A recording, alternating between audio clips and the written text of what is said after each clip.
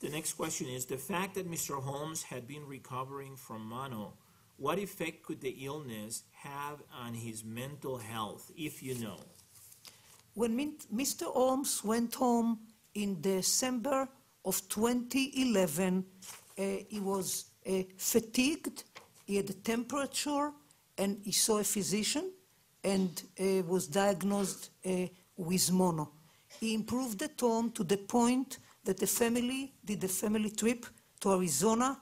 He saw Uncle Dexter, he enjoyed it, and by the time he left, he felt rejuvenated.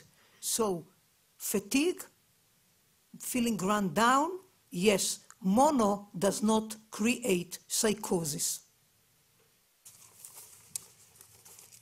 The next question is, can someone who has schizophrenia appear normal to others, even friends and family?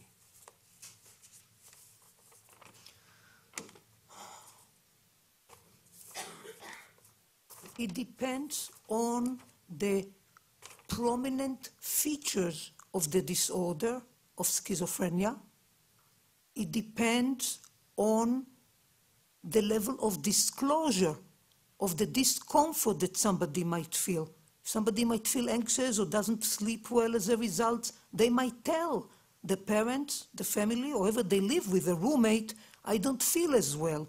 But when somebody is guarded, and at times when the family is away, do not live with the person, and are not that observant, most people don't know that much about schizophrenia, and they do not think schizophrenia. It's the last diagnosis that people think about. So it is possible that somebody will appear, maybe a little bit subdued, or a little bit maybe more sad, or a little bit not with it, a little bit spaced out, but will not be diagnosed. Professionals diagnose schizophrenia. Can someone who has schizophrenia go in and out of delusional thinking? This is one of the hardest things to change. So you can change anxiety, you can change hallucinations with antipsychotic, delusions that are fixed and elaborate and develop over a longer period of time become an essential part of the person. The graduate school application that you referred to that indicated poor interviewing skills, etc., what school, what was the date, and do you know if Mr. Holmes was aware of the comments, if you know the answer to the question? Let me start with the letter. He was not aware. Graduate school interviews do never provide such feedback. Faculty are professionals. They try to interact. Several faculty members, then they meet and discuss it.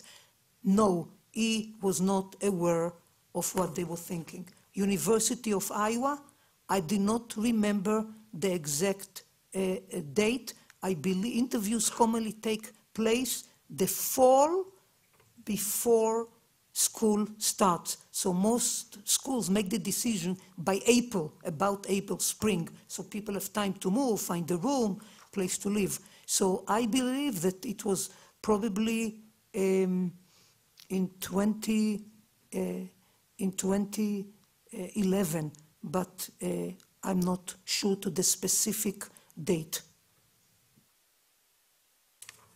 You refer to Mr. Holmes' IQ and level of intelligence a lot.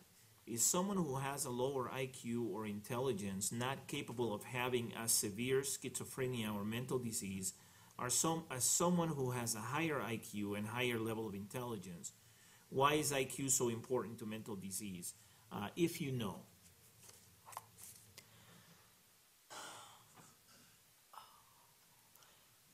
IQ, it's important for mental disease because it reflects brain capacity, the ability to have all of the domains that we went over before at the person's, tip of the finger, to be able to, continue and navigate through life. So most people with schizophrenia do not have lower IQ, as I stated, but the lowered IQ can be associated with greater difficulties in independent functioning. They require more supervision and effort on the part of family or professionals to guide their life. They're more like at the level of children that need supervision, even though they can be adults.